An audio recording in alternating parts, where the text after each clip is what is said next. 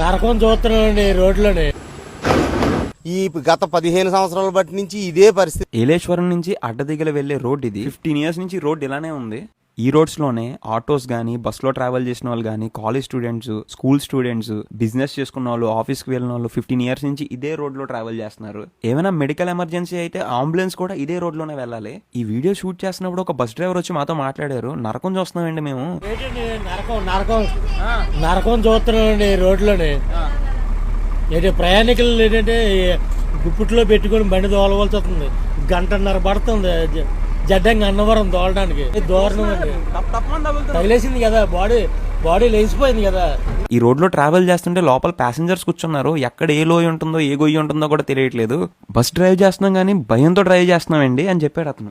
RTC buses అయితే ఆ గొయ్యి నుంచి ట్రావెల్ చేస్తే బస్సు రోడ్డు అటాచ్ అయిపోతున్నాయి. ఇంకో ఇన్సిడెంట్ ఏంటంటే కళ్ళ ముందు స్కూల్ బస్ తిరగబడిపోయింది. లక్కీగా ఏం అవ్వలేదు.